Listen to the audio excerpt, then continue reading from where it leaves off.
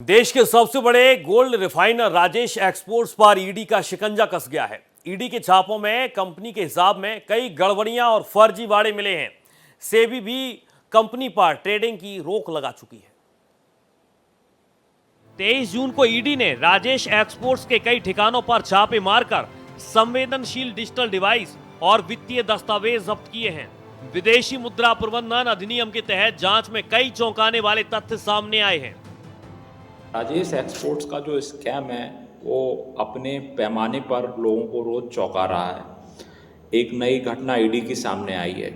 ED ने उनके ठिकानों पर 24 जून से छापे मारने चालू किए हैं और छापामार कार्रवाई में ईडी ने ये पाया है कि कंपनी के जो चीफ फाइनेंशियल ऑफिसर हैं उन्हें 4 साल से वेतन नहीं मिला है और यही वो कंपनी है जो दावा कर रही है कि इन पिछले 4 सालों में इसका जो रेवेन्यू था, कंसोलिडेटेड रेवेन्यू और टर्नओवर था, वो लगभग 15 लाख करोड़ का था। ये वही कंपनी है जिसके मैनेजिंग डायरेक्टर को 17,000 का वेतन मिलता है। 17,000 का वेतन लगभग लोग अपने ड्राइवर को देते हैं या फिर सेवा कार्य करने वाले लोगों को देते हैं। जांच में पता चला कि कंपनी ने सीएफओ को 2020 से सैलरी नहीं दी तो एमडी का वेतन केवल 17,000 रुपए मासिक बताया गया। ईडी इसे बड़े सिंडिकेट से जोड़कर देख रही है। कंपनी विदेशी ट्रांजैक्शन के दस्तावेज देने में भी नाकाम रही है। अफ्रीकी खदानों में किए गए 1035 करोड़ रुपए के निवेश के भी सबूत नहीं मिले। ईडी छापामार कार्रवाई कर ही रही है। ये जो स्कैम है ये काफ़ी बड़ा नज़र आ रहा है। शुरुआत में लगा था ये मामूली सा स्कैम होगा, बट इसका स्केल बहुत बड़ा है। इस कंपनी के जो शेयर्स हैं उसमें जनता का बहुत पैसा लगा हुआ है। लगभग 2 लाख करोड़ का जो इन्वेस्टमेंट है इनके शेयर्स में आम आदमी का हो रखा है, वो पैसा फंसा हुआ है।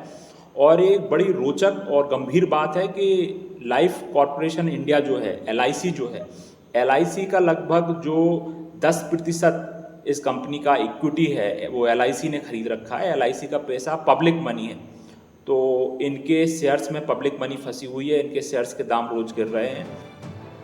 ईडी को 3,000 करोड़ रुपए के संदिग्ध विदेशी व्यापार समायोजन के सबूत मिले हैं। कंपनी ने टैक्स हेवन देशों की शेल कंपनियों की मदद से हेराफेरी की। सेबी ने कंपनी पर 15,15,000 करोड़ रुपए की फर्जी निर्यात का आरोप लगाकर ट्रेडिंग रोक दी। बिना दस्तावेज के तो ईडी कोई एक्शन नहीं ले सकती। ईडी सिर्फ हवा में एलिगेशन के आधार पर किसी व्यक्ति के अगेंस्ट कोई एक्शन नहीं। जो कंटेंट आपने पढ़ाया है उसके आधार पर लग रहा है कि वित्तीय अनियमितता है उस कंपनी के व्यवहार में, लेकिन बिना दस्तावेज के ये कैसे किसी निष्कर्ष पर से ईडी पहुंच सकती है। राजेश एक्सपोर्ट्स के खिलाफ ईडी की जांच अब निर्णायक मोड़ पर है और माना यह जा रहा है कि उसकी मुश्किलें और बढ़ने जा रही हैं। देश के सबसे बड़े गोल्ड रिफाइनर्स में शुमार राजेश एक्सपोर्ट्स की आने वाले समय में बढ़ सकती हैं मुश्किलें। अभी तक के ईडी जांच में कई बड़े खुलासे किए गए हैं। ईडी ने चौंकाने वाली बात यह कही है कि कई ऐसे सेल कंपनियां हैं जिसके जरिए विदेशों में पैसा भेजा गया था, यह लगभग हजारों करोड़ रुपए की हैं। अब देखना होगा ईडी इस मामले में जांच के बाद क्या कुछ निकाल कर सामने लाती है और उस सबूत के आधार पर राजेश एक्सपोर्ट्स के खिलाफ क्या कुछ कार्रवाई करती है। भारत एक्सप्रेस के लिए कैमरा पर्सन धर्मेंद्र गौतम के साथ गोपाल कृष्ण।